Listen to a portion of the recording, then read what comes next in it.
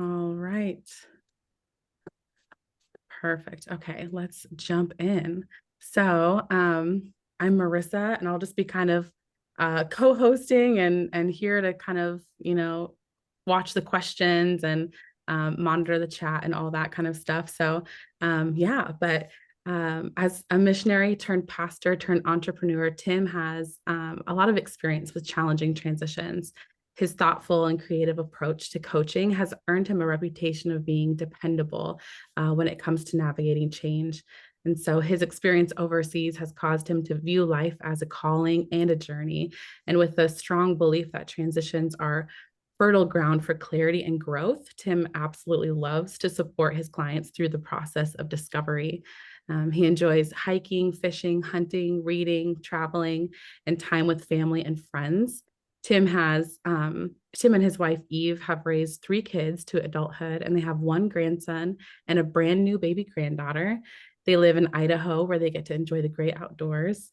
And you can always connect with him at tim@encompasslifecoaching.com. And again, we'll have those resources in the chat later on for you to copy, so you don't have to feel like you have to write that down right now. But yeah, let's dive into today's topic on tools for transition. Tim, I'll hand it off to you. Awesome. Thank you, Marissa. Yeah. And it's always great to have Marissa when she can join me for these webinars. Marissa, our time living overseas overlapped, and we served side by side in Istanbul, Turkey for a little while before we went kind of scattered to our different places after that. But then I found out she was doing virtual starting a virtual assistant business, and so for a season we were working very closely together on some of my projects and offerings that I was doing, and she does an amazing job. So if you ever need a virtual assistant for one-off projects or ongoing support, Marissa's the one. So reach out to me and I can give you her contact info.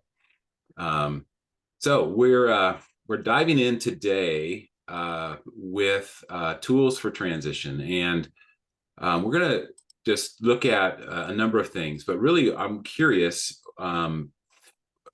We have a lot to cover today, so but like Marissa said, please feel free to put those questions in, and if we don't get to them right away, we can get to some toward the end of our time together. But there's always some kind of need or desire, or even maybe a pain point that brings folks to a webinar like around transitions. So I'm just really curious, what are you hoping to take away today? And if you could summarize that briefly for us in the chat, or just unmute yourself, what brought you to the call today? What's the desire, need, hope?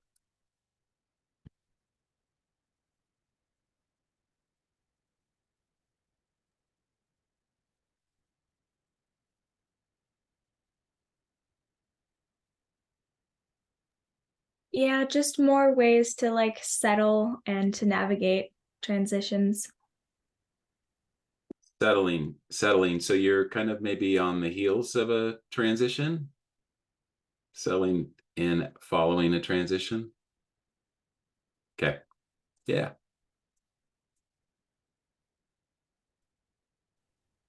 Yeah.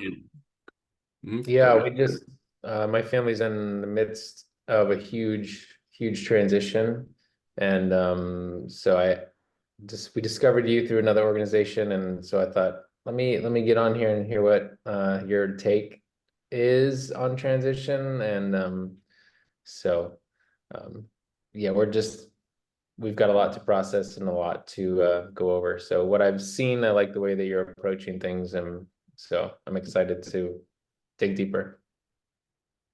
Great, Brendan. Good to have you here. And yeah, and so yeah, normally, usually there will be a variety of places folks are at in transition which brings us to a webinar like this today. And there's a lot of applicable content here, whether you're anticipating transition or in the middle of one or on the other side of one. And so I believe wherever you're at, there should be some takeaways for you today. But we want to really reframe and engage transition seasons in ways that are intentional and purposeful and holistic, heart, mind, body, and very hopeful as well, because I believe we have a reason to hope as believers and followers of Christ. And there's even in times of uncertainty, maybe more so in times of uncertainty, there are opportunities for growth and development that were maybe never before possible. So personally, for me, reframing a transition season required stepping back and retooling, required giving myself the gift of space to process, to dream, to discover, design, and to discover, and then ultimately design something new God had for me. And that took place over time, a process. It's always a process, and there's always a degree of slowing down that needs to take place if we're really going to leverage the growth opportunities in transition. But I was a place, this was 8 or 9 years ago when we moved back from overseas after 20 years of living and working cross-culturally, where I felt stuck, and I started engaging. I felt stuck until I started engaging this process of discovery.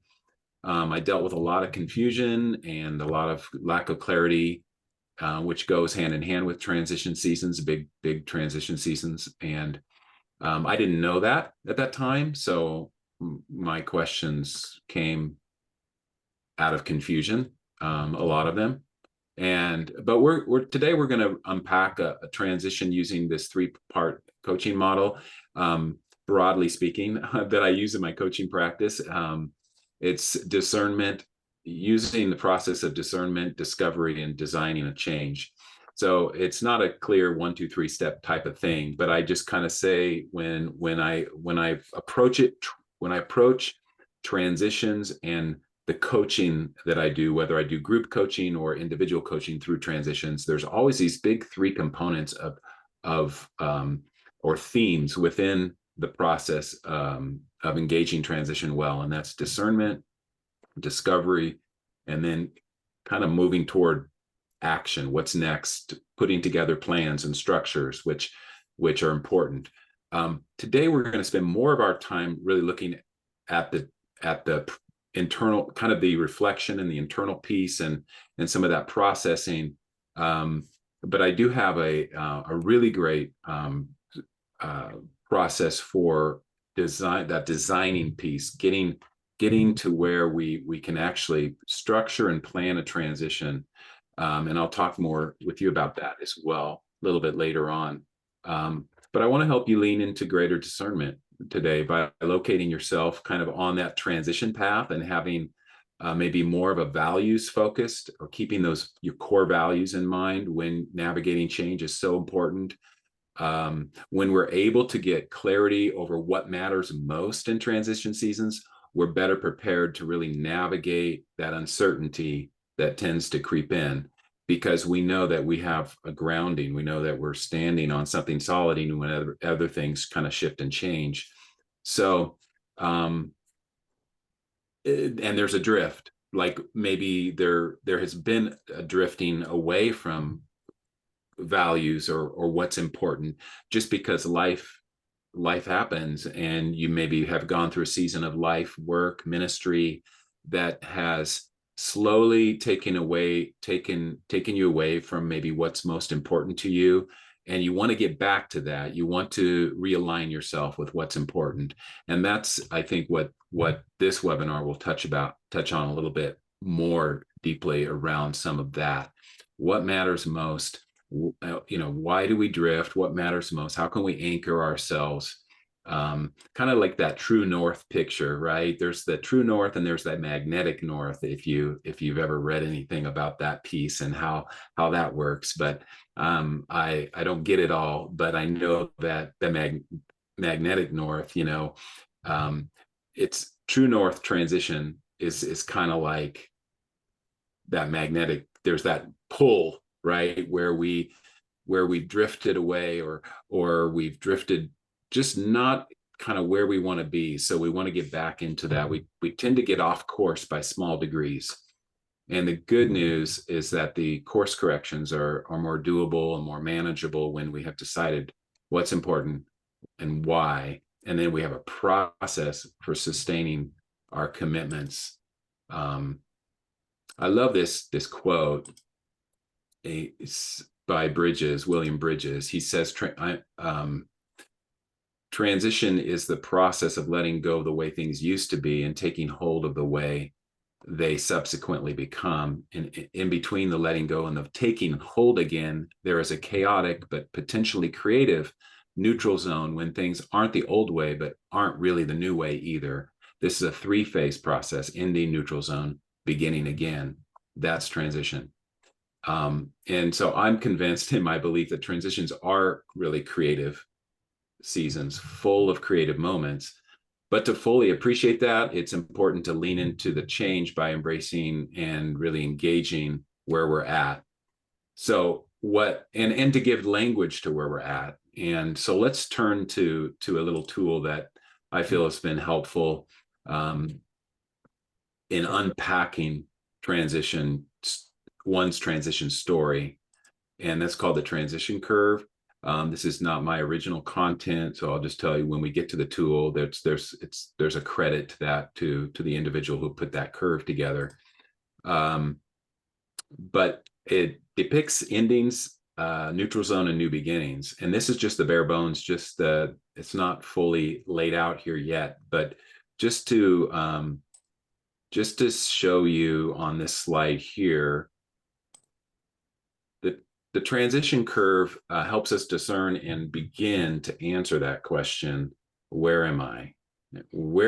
And as you kind of look at this, where would you place yourself? I think we have a poll. We could just pull that up real quick if you wanted to, Marissa. Where would you place yourself on the map of the transition curve, so to speak, in an ending, in a neutral zone, or a new beginning?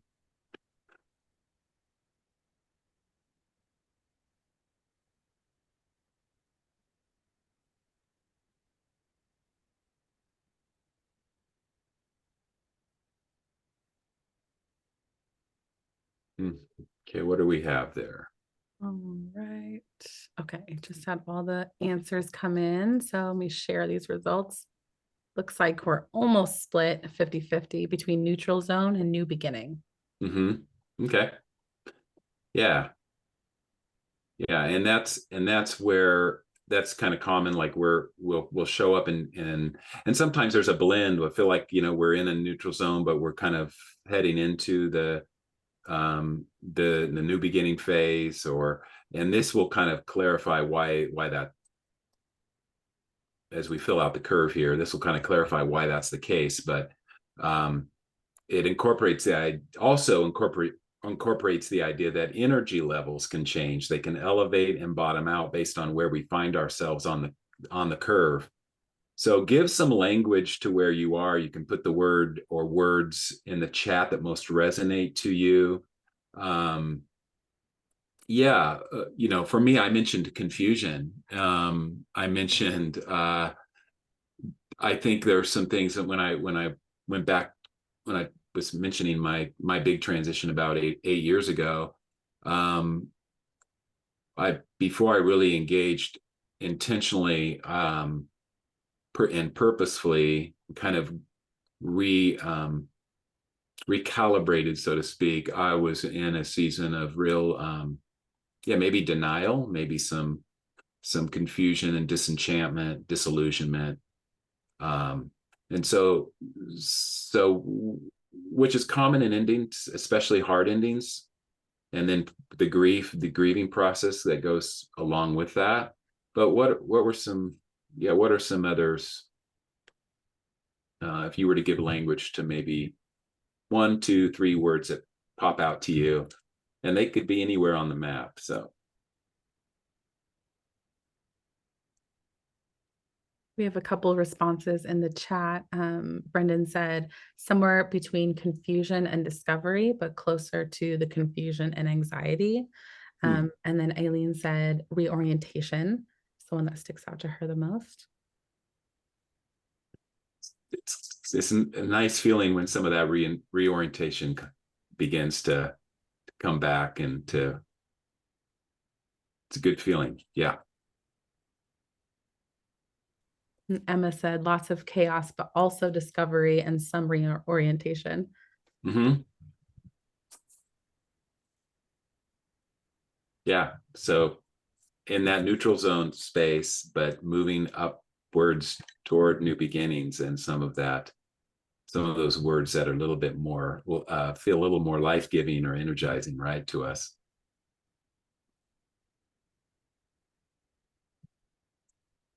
Yeah. Well, giving language to where we're experiencing, to what we're experiencing and how we're feeling, it's crucial for healthy transition to take place. So this is honestly one of the first tools I will pull out with someone who comes to me walking through transition, and will continue to pull it out through a season of coaching together or walking through transition together, because what we're experiencing at any given time changes and shifts based on outward circumstances, inward, what's going on inside. And some of that, just being able to unpack our story, is so important. So some people call it debriefing. I'm not a professional debriefer, but in my coaching, I do a lot of debriefing, because that's important. It's important to tell our story. It's important to get clarity and break out of some of the isolation, and know that you're not alone. And so that's important. So this tool can be really helpful.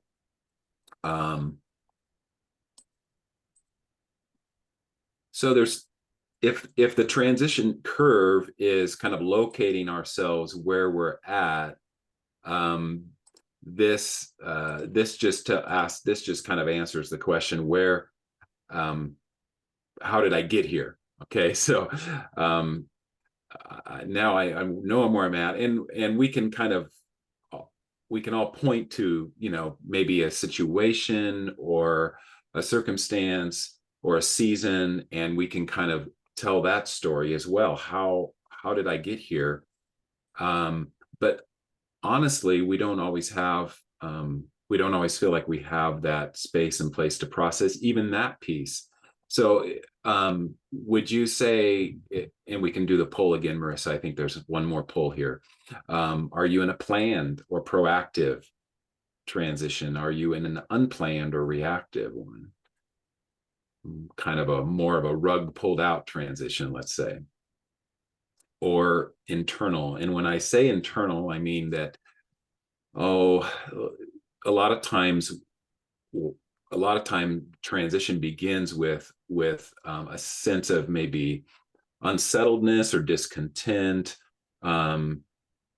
something that's causing us to process internally, although outwardly things haven't changed. And for me, that was maybe up to 2 years before we actually made a physical move anywhere, or before I shifted to a new role.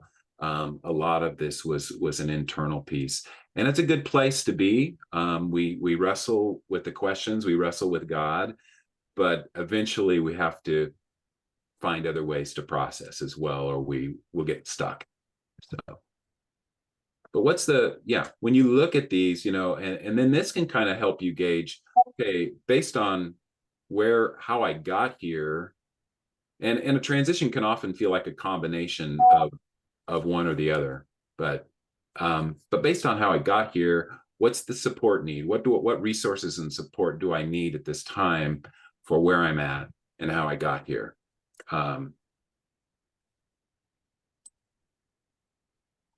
Okay, so what kind of transition are you currently experiencing? We just went through that, so we'll breeze through that real quick.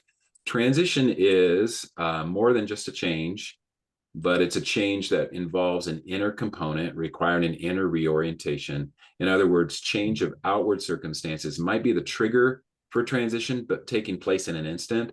But the adaptive inner work takes time. We need time to process. A lot of times there's a sense of urgency, and there's really felt needs, real needs that push us in that direction. But if there's any way we can find a way to slow down and to begin to process the transition in ways that really engage with some of the deeper questions, And we'll go into some of those in a few moments here. What are the questions to be asking? So just to know that this inner component is important, and to value that and to honor that, and recognizing kind of God's movement and our inward responses to that. And I think it's very interesting,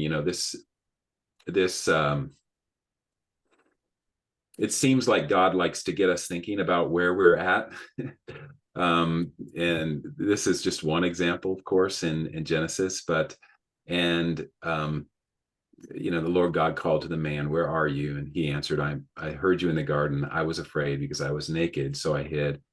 But, and I know this is, the context is being ashamed, and the shame that went with their sin and wanting to hide. And yet, if we take that, if you can help me, if you can allow me to be a little liberal with that translation, or that interpretation, I should say, like how might transition cause us to want to kind of isolate or hide, or fear of being found out, fear of being so what's been stripped bare? Maybe, like, sometimes things get stripped bare and we do feel naked, in a sense, like, gosh, these things were that they gave me purpose, they gave me value, and they're being stripped away, and I don't really have. Maybe it's roles and responsibilities, maybe it's titles, maybe it's accolades, and a number of different things. So but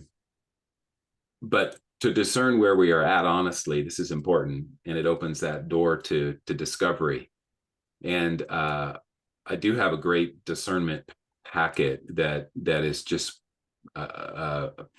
it's a great tool to use. I can give you the link to download that at the end of our call today. But it's a great set of questions and some tools to sit with, to discern through transition. And so I'll share more with that with you. But let's look at, just really quickly, some metaphors to help us construct or maybe deconstruct how we're identifying with transition. Could it be confusion and chaos? And like I said, that kind of was me for a while, confusion and chaos. And someone else in the call today mentioned that, the chaos piece.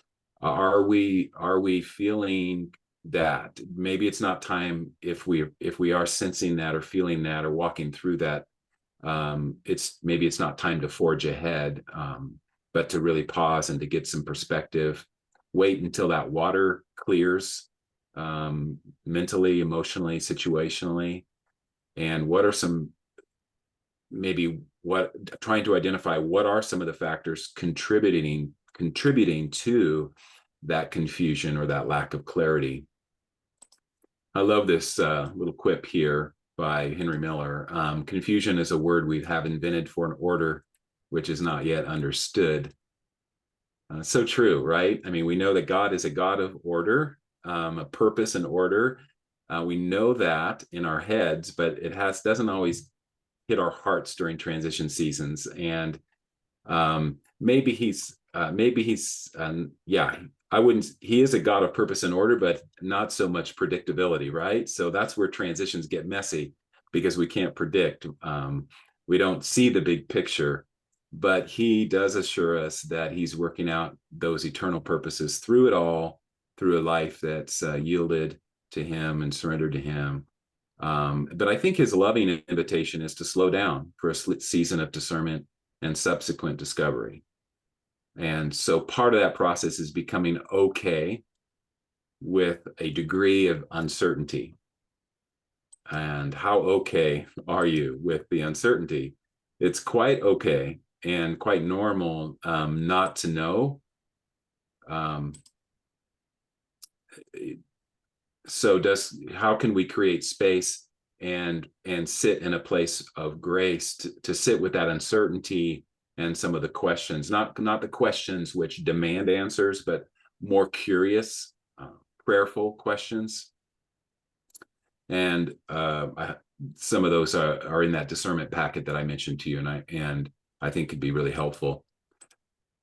Because I really want to stress this whole point of transitions being opportunities for creativity and growth. God is a creative God. He's not only promised to be with us through the change, but also to reveal thoughts, desires, and plans to us. But in the process, I think it's so important that we come to accept that degree of uncertainty. Then I think once we do, the bandwidth for discovery begins. It begins to emerge once we kind of surrender to the unknown, surrender to the lack of certainty and the opportunity in that to discover something new. So how tolerant is another, good question to ask myself here. Like, how tolerant am I when it comes to uncertainty, not knowing? Because engaging transition often requires less pushing and forging ahead and more reflection and waiting and listening. And at least in the beginning stages, I felt like that's one of the things that I was doing a poor job of, stepping back and allowing myself space and time to sit with the questions, and not be demanding answers, not trying to knock too hard on doors to get them to open up, to get opportunities to come my way. And so I remember I was in a really, really bad place, I could say, in the middle of my transition, messy middle piece, right? And I was speaking with a counselor friend of mine, who we were having some regular conversations together. And I was probably like, ranting and raving about my situation and complaining. And he said, "Tim, have you taken time to breathe? Stop, pause, breathe, And I had to kind of admit to myself and to him, no, I haven't. And that's really was a pivotal place for me to be able to break out of the stuckness and to begin to engage the process. So how tolerant are you when it comes to the uncertainty? I love, when we look at what Oswald Chambers says. He says, to be certain of God means to be uncertain in all of our ways. We do not know what a day may bring forth, and this is generally said with a sigh of sadness. It should rather be an expression of breathless expectation. We are uncertain of the next step, but we are uncertain of the next step, but we are certain of God. And immediately we abandon to God and do the duty that lies nearest. He packs our life with surprises all the time. Love that quote. So another way of saying this, and it's something we engage with on a practical level in my group coaching cohort, is that transition seasons require a delicate balance of discerning and doing. Discerning and doing. So I know there is a time for action. We've got to take action. We've got to move forward and get traction. And yet there's a balance. And so both the process of discernment and the process of actionable steps invite discovery and cultivate hope in different ways.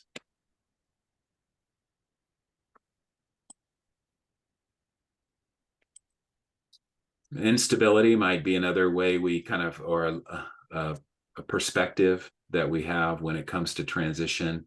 Unstable ground, shifting, changing all the time, no certainty there. So Bridges, again, going back to William Bridges here, he paints the picture of what it can feel like to be in transition, comparing it to that rock climber. What are some of those holds that you can use? Think of anchor points or holds that you can use to leverage and support and sustain yourself through transition. They could be rhythms, they could be routines, they could be beliefs and values and all of that. What are some holds that you want to grasp permanently through the transition? even when a lot of other things are shifting and changing around you. And why is that helpful? Because it helps sustain us through and feed us and nourish us, nourish our souls, and keep us healthy physically, maybe spiritually, emotionally, in a lot of ways. So yeah, as rock climbers try to move only one hand or foot at a time, keeping the other 3 points of contact with the rock solid. And we've all felt like we're kind of dangling there, right? Sometimes it's that one hold we got, everything else is kind of up for grabs. But so the person in transition will usually do well to use the rest of his or her life as a series of holds while making a transition elsewhere. And I don't believe William Bridges is a believer, but I really believe he had a lot to say about that. And I think there's a lot to apply in terms of our walk with the Lord, in terms of how we transition together in partnership with him through some of these seasons of uncertainty and instability. One of the tools I love to use is a needs and values assessment. It's important to know our needs, and it's important to know our values through transition. And this is something that I have a very, very, I guess a light version of it here that I'm going to introduce you to. But there's a full assessment that takes about 20 minutes, but it's well worth your time. And I use it in my group coaching. I use it in my individual coaching. And people love it because it gives, again, helps them give language to why, what's important, why, and then based on what's important and why, how am I going to structure my life, maybe my rhythms, my routines, lean into what's important in this next season so that I don't, so I have some anchors to hold on to. So needs are what we, what we need to be safe and grounded and satisfied, kind of thinking through the hierarchy, maybe Maslow's hierarchy of needs, if you want to look at it from that perspective. Wants are icing on the cake. They're things that we don't know. If you look back in a season of life and work and ministry, maybe you can say with confidence, my needs were supplied. But we can't always say, oh, I got all I wanted, right? So there's a difference there, needs and wants. But this is around needs. And then the values piece, it really points to who we are. So what we do, how we express ourselves after those needs are met. And they orient us toward our priorities, those values. So important in transition. I kind of had to reconstruct some of that. And you might find yourself in a place where you want to and engage with that. I'll go into it a little deeper because again, there can often be a drift from the things that are important to us or the needs and values that we have. So this little worksheet here, I'm going to give you just a moment to take a look at this. Everybody see that on the screen? Give me a thumbs up if you can. Okay. It's just a brief, just jot down your 5 top needs and your 5 top values. And if you need more words, you can pull them out of your, of your library of words, your archive of words, so this is just some words to maybe get you thinking or get you started on what could be my top 5 needs, what could be my top 5 values in this season of life. Just take a couple minutes, maybe just a minute here.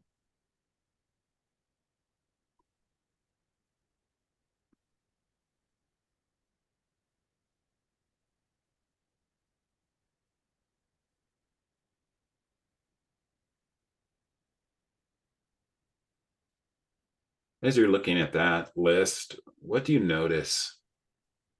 Do you notice from just looking at the words and maybe comparing and contrasting it to the season of life you're in, to the new that you want to design in partnership with the Lord? What is that? How has it been? How do you want it to be? What do you want it to look like? Where have you maybe potentially drifted from what would be a need, what would be a value?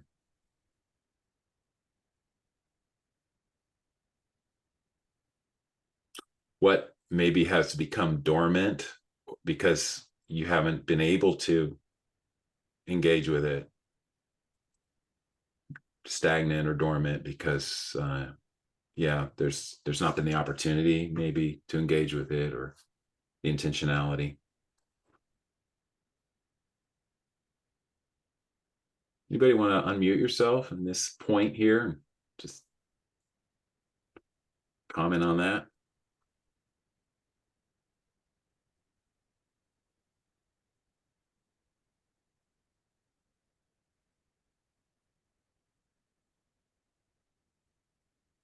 Words in the chat? Nothing in the chat, Marissa? People are deeply reflecting on this, huh?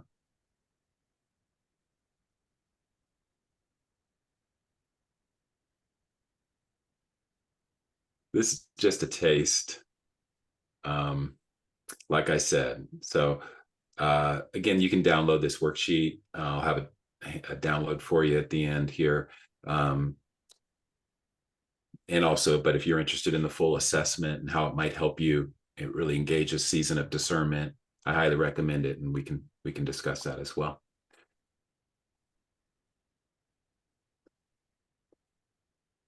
So these are some more questions. I think we kind of can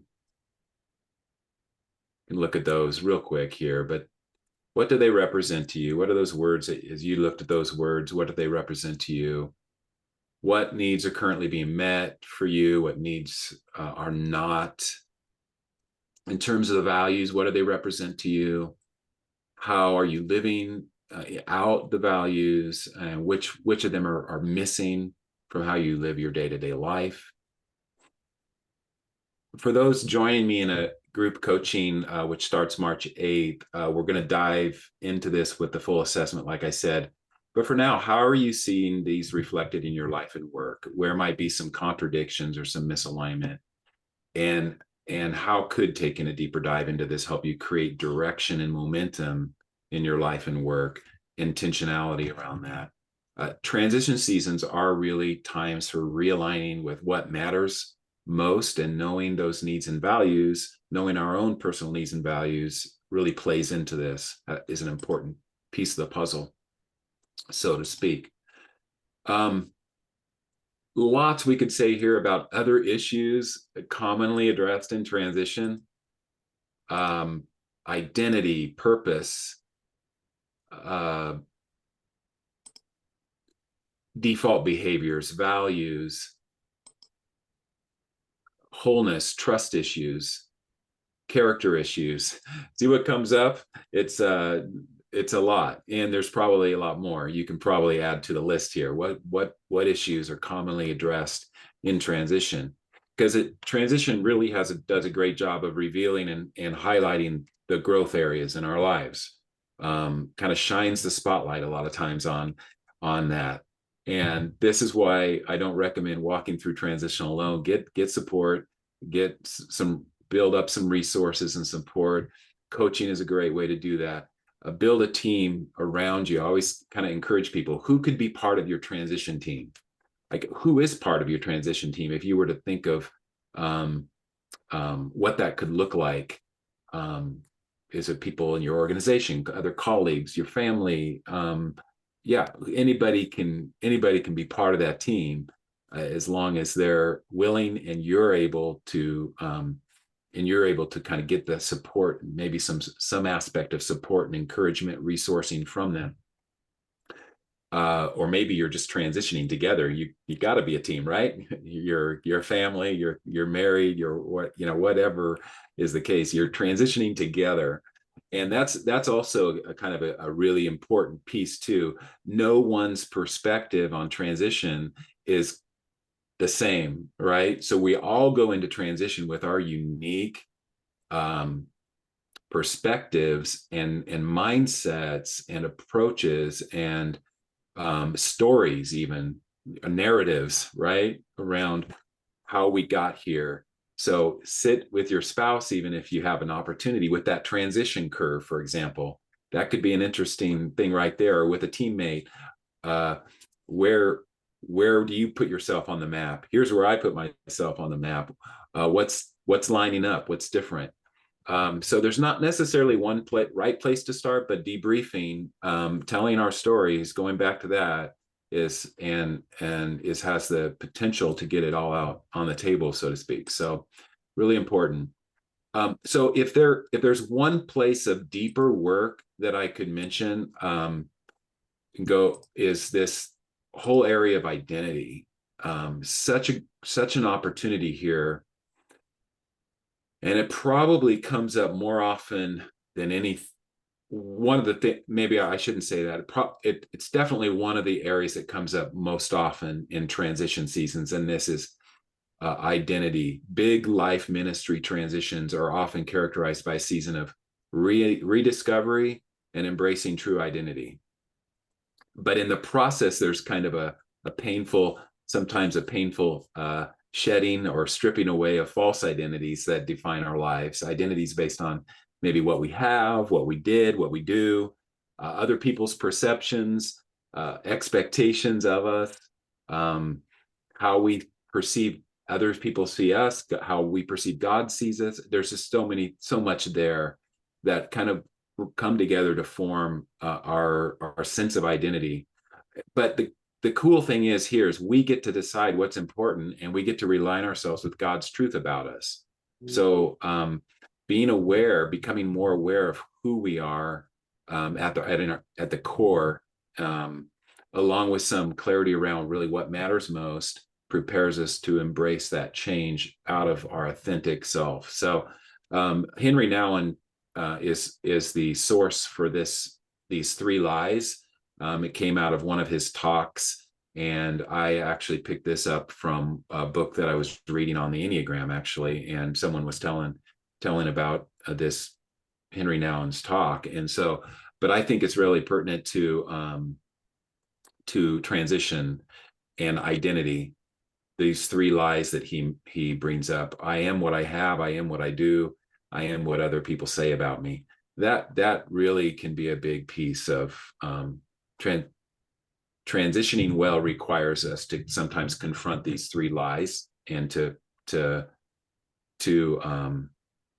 decide what we're really going to believe and embrace. And because for me personally, 20 years of serving and living cross-culturally, having roles and unique roles and titles even that kind of ingrained into my identity, were stripped away, and I began to ask the question, who am I really? Right? And that's a good question to ask if we're really wanting to know, and God's willing to work with us through that, right?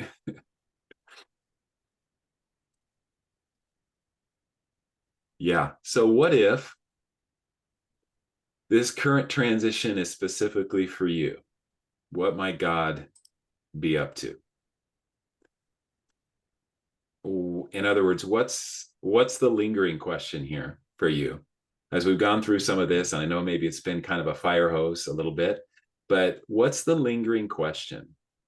And you may be in a place where you really want to do or need to do some of the deeper reflective processing and wrestling with your, big ideas, big things like calling, purpose, identity, values. Or you may be in a place where you've already done some of that and you're ready to take action and create a structure and a plan toward designing a winning transition. And those are both pieces of the puzzle when it comes to transition. So wherever you're at, I just want to encourage you, keep moving ahead, keep forging ahead, and take advantage of some of these tools that I've talked about today and the support structures that I've recommended, and can really help move you forward, I believe. Also want to really encourage you to take a serious look at joining me for my group coaching cohort in March 8th, 3D Transitions it's called. It can be a great next step to dive deeper in connection with others. Knowing you're not alone in transition, there's a lot of common ground that we all share when it comes to transition seasons. And it's not a big commitment. It's about it is a 3-week, 3 90-minute calls, and you get some great content through that, and tools and resources. That needs and values assessment, by the way, goes with that, comes with that piece. If you sign up for the group coaching, you can have that assessment and be part of that process of working through that together. But what's his invitation to you? And that's where I just kind of want to leave you with today. That 3D Transitions group coaching offers here. Just wanted to mention that there is a code for that, 3D Group 50. If you go on to use the link, and Marissa can put that link in the chat. You can use that code to get a discount on that group coaching. There's a number of things, but one of the things I wanted to mention that I'm doing for the first time, introducing into this group coaching process, is Listen to My Life with One Life Maps. It's a series actually of 8 maps, visual. It's a visual tool to review your past, assess your present, and continue with God into the future. And we're going to be looking at some of those maps together through this group coaching.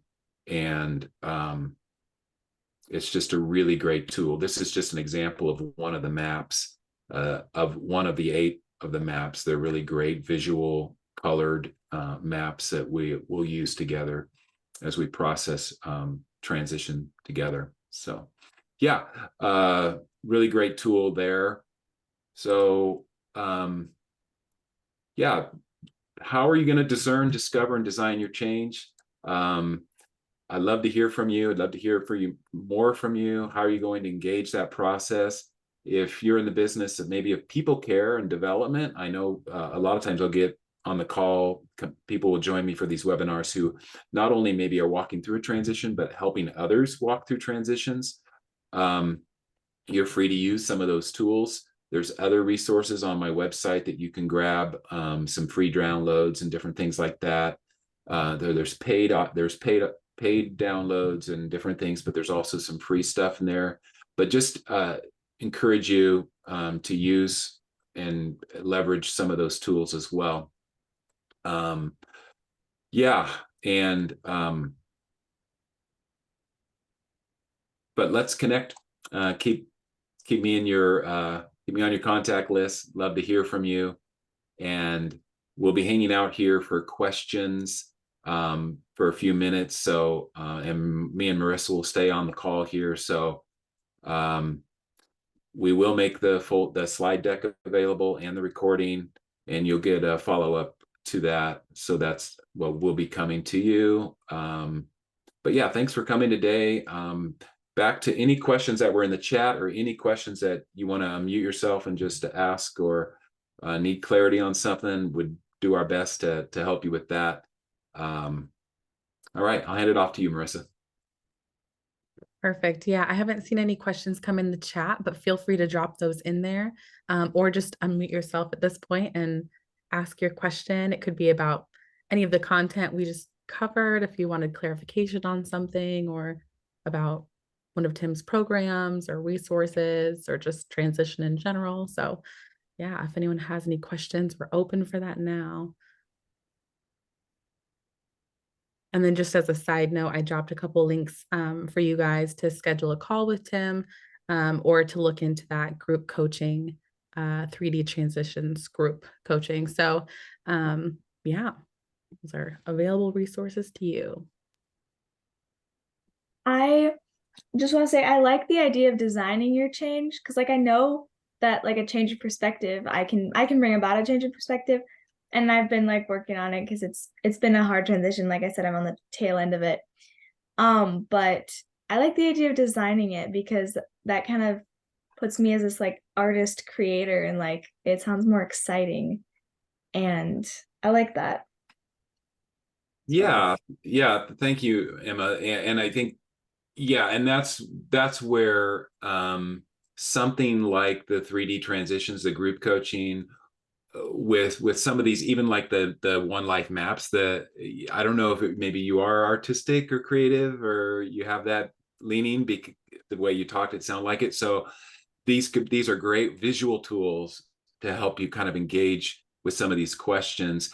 And so yeah, I love that. Someone has said transition is an art. You know, there's the art of transition, and it is that way. It is being able to, I guess, approaching it from a creative perspective is such a gift that we don't always leverage. So because a lot of times we see transition as just got to get from point A to point B, right, and cross to the other side so I can get on with my life, and yet in the middle zone there's so much opportunity for creativity. Yeah. Good. We do have one question in the comments. Brendan asked, in your experience, is there any type of normal for how long it takes for people to move well through transition? I get that question quite often, and it is a tricky one because every transition is so unique to the individual and circumstances surrounding that transition. I would say that if a transition has been more, you've had the gift of being able to actually plan and be proactive around the transition, preempting some things, and not had it just all kind of, yeah, a rug pulled out transition, for example, may require processing more on the other side of transition. And but if we do if we can, and if we're able to do some of that processing on the front end, we're able to set ourselves up for success and probably not let that probably reduce the amount of time it takes to transition well, just because we've been able to engage with tools, resources, have conversations, yeah, and be intentional around it. That's not always possible. I understand that, because yeah, especially working with a lot of global workers and people living cross-culturally, there's so many things, crises that come up, family situations, visas denied, you name it, like, right, there's so many things that can come up that can cause a lot of pain, confusion, and lack of clarity, and then we kind of have to play catch up, right, for a while until we kind of get a handle on things, so to speak. So not really, to be honest. I would say what I encourage people to do if they're signing up for transition coaching with me, I'll usually recommend an initial 8 sessions, sometimes even 12, but usually about 8 sessions to really and that, if you kind of consider, oh yeah, transitions coaching, I'm going to be engaging and walking through a process, intentionally engaging with different aspects of this transition. Many of these aspects are all the things we covered on the webinar today, just deeper dives into them. When I do that, I'm going to be, yeah, thinking maybe a rhythm of 2 coaching sessions per month. So that could be 4 months right there, right? If you sign up for 8 sessions of coaching with me. So the group coaching, and I think that's a good place to be. 4 to 6 months could be a really good kind of, okay, goal to set anyways, right? A good goal to set, like 4 to 6 months. I want to be on the other side of this. Yeah. No, I thought you might say that but even to hear 4 to 6 months, right? Even in terms of intentionally processing through transition, because, depending on who you're working with and where your funding comes from, there's so many players that are like, oh, you're settled. No, Yeah. we're just totally in chaos, actually. But Yeah. the reality is that it takes time to discern and ask the questions, but also you have to do research in the real world, in the real life, so that you have a place to sleep, work, live, etc. So yeah Yeah, and just to not to be misunderstood, I love what you said, Brendan, about just the research and the a lot of it's being done simultaneously. I'm processing at some deeper levels, but I'm also needing to actually design and create and structure and research first maybe. But yeah, so it's not like it's really kind of juggling different areas and how to juggle them and through that we want to discern well, but we also are, it's important that we kind of navigate that doing piece, right, as well. Yeah. Yep. Yeah. Great. Well, thanks for joining me again.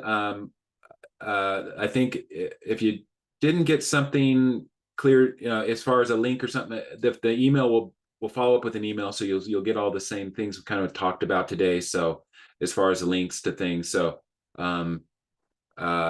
and other than that, really appreciate you guys joining me today. Hope you have a good, well, it's Valentine's Day, so Valentine's Day, right? Okay. Thank you so much. See you Thank later. you. Bye. See you. Thanks for joining us. Thank you.